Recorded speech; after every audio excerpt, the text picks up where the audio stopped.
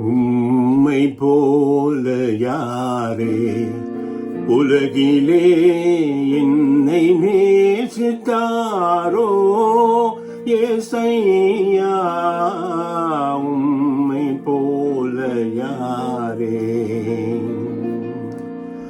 அன்னையை போலே ஆமோதோட்டி வளர்த்தாயே,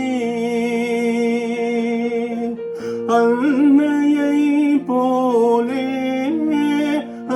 ஆமோதோட்டி வளர்த்தாயே, உம்மை போல யாரே உலகிலே என்னை நேசித்தாரோ ஏசையா, உம்மை போல யாரே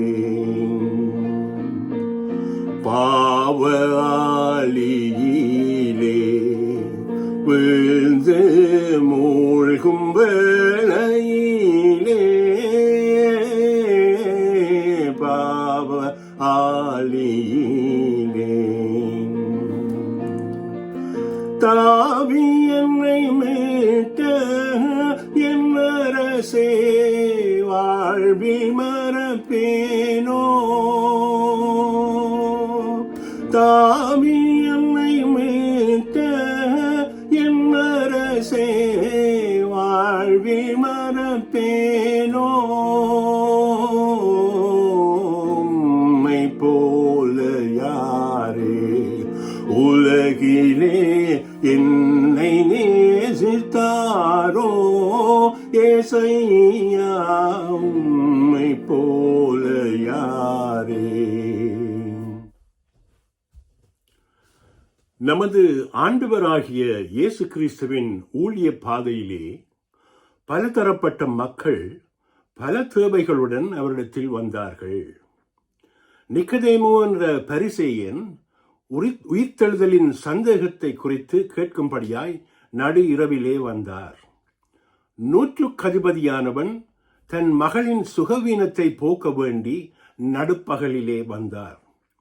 குஷ்டரோகியும் பெரும்பாடுள்ள ஸ்திரியும் சுகம் வேண்டி கூட்டத்தின் நடுவிலே வந்தார்கள். சகேயு இயேசுவை பார்க்கும்படியாய் காட்டாத்தி மரத்தின் நடுவிலே உட்கார்ந்திருந்தான். படித்தவர்கள், அதிகாரிகள், கைவிடப்பட்டவர்கள், நோயாளிகள், ஊனமுற்றோர், தனித்தவர்கள், பணக்காரர்கள், ஏழைகள் என பலதரப்பட்ட மனிதர்கள் இயேசுவினிடத்திலே வந்தார்கள். இவர்கள் எல்லோருக்கும் ஒரு தேவை இருந்தது. அந்த தேவை இயேசுவினிடத்தில் வந்தபொழுது நிறைவேறப்பட்டது.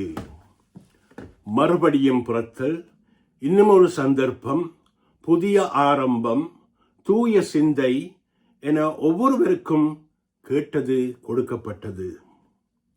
இப்பொழுதோ 11ஆம் மணி வேளையிலும், அதாவது மரணத்தின் விளிம்பில் இயேசு 2 கள்வர்கள் நடுவில் கல்வாரி சிலுவையில் அறையப்பட்டிருக்கையில் ஒரு நபர் இயேசுவினிடத்தில் வருகிறார்.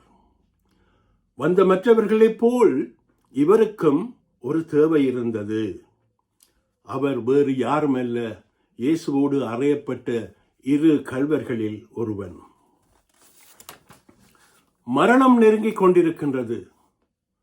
உடற்சோர்வு, வேதனை அதிகரித்துக் கொண்டிருக்கும் வேளை, ஒன்றன் பின் ஒன்றாக அவன் செய்த கொடுமைச் செயல்கள், சுயநலம் காரணமாக வாழ்க்கையில் அவன் செய்த அநியாயங்களின் கடைசி அத்தியாயமாக தோல்வியும் மரணமும் அவன் கண்கள் முன் நிற்கின்றது. பாவத்தின் அடித்தளத்தில் மரணத்தின் பிடியில் அவனுடைய கடைசி நேரம் அவன் கண்முன் தெரிகிறது. தன் அருகே இருந்த இயேசுவை பார்க்கிறான்.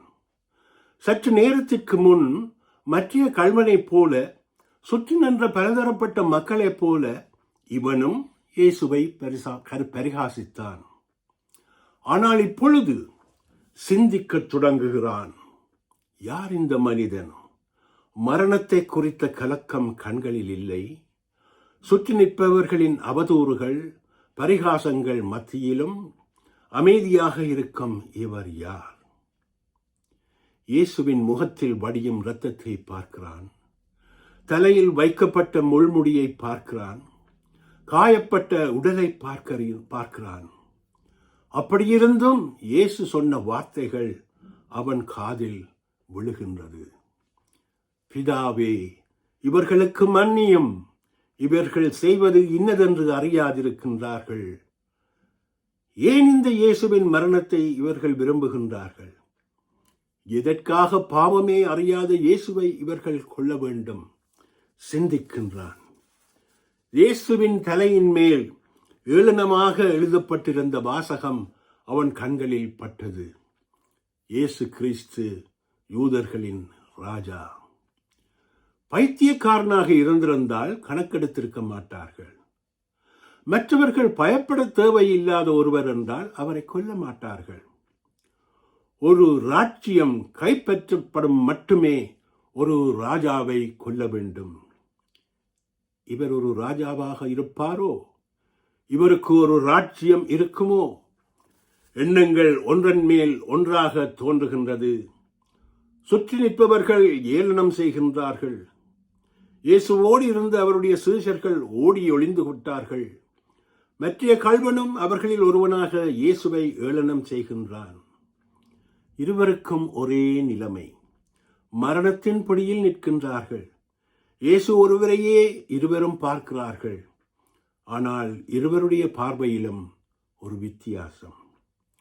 ஒரு கள்வன் நிந்திக்கின்றான், மற்றைய கள்வன் சிந்திக்கின்றான். சற்று முன் மற்றைய கள்வனோடும் சுற்றி நின்றவர்களோடும் சேர்ந்து இயேசுவை நிந்தித்த இந்த கள்ளன் இப்பொழுது தான் ஒருவனாக, தனி ஒருவனாக இயேசுவுக்காக பேசுகிறான். எங்களைப் போல பாவி அல்லவே இவர்? எங்களுக்கு தரப்பட்ட தண்டனை நியாயமானது, இவரின் தண்டனையோ அநியாயமானது என்று சொன்ன கள்வனின் குரல் மற்றைய கள்வனையும் சுற்றி நின்றவர்களின் கவனத்தையும் ஈர்த்தது. பிரதான அப்போஸ்தலன் பேதுரு ஓடிவிட்டான். ஆளுநரான பிலாத்து கை கழுவி விட்டான். பரிசேய சதுசேயர்களின் ஆணவச் சிரிப்பு. எல்லோரும் கைவிடப்பட்ட நிலையில் இந்த கள்வன் இயேசுவுக்காக பரிந்து பேசினான். எல்லோரும் ஒரு கணம் இந்த கள்வனை பார்க்கிறார்கள். இயேசுவும் ஒரு வேளை இவன் பக்கமாக திரும்பி பார்த்திருக்கலாம். அவனுடைய பாவ அறிக்கை, நாமோ நியாயப்படி தண்டிக்கப்படுகிறோம், நாம் நடப்பித்தவைகளுக்கு தக்க பலனை அடைகிறோம், இவரோ தகாததொன்றையும் நடப்பிக்கவில்லையே என்று மற்றைய கள்வனை கடிந்து கொள்ளுகின்றான். அவனுடைய ஜெபம், அவன் இயேசுவை நோக்கி, ஆண்டவரே, நீர் உம்முடைய ராஜ்யத்தில் வரும் பொழுது அடியேனை நினைத்தருளும் என்றான். அதற்கு விடையாக இயேசு அவனை நோக்கி, இன்றைக்கு நீ என்னுடனே கூட பரதேசில் இருப்பாய் என்று மெய்யாகவே மெய்யாகவே உனக்கு சொல்லுகிறேன் என்றார். எல்லாவற்றிற்கும் மேலான ஒரு அற்புதம் இயேசுவின் மரணத் தருவாயிலும் கள்வனின் கடைசி வேண்டிகோளுக்கு செவிசாய்த்து அவனை மன்னித்து தன்னிடமாக அவனை சேர்த்து கொண்டதாயிருக்கிறது. பெரிதான ஒரு நிலநடுக்கம் ஆலயத்தின் திரைச்சீலை இரண்டாக கிழிகின்றது. நடுப்பகலில் காரிருள் தோன்றுகின்றது. இவைகள் எல்லாவற்றிலும் பார்க்க பெரிதான அற்புதமாக மரண தருவாயிலும் இயேசு சிலுவையில் செய்த பெரிதான அற்புதம் இந்த கள்வனின் பாவ மன்னிப்பின் நிச்சயம்.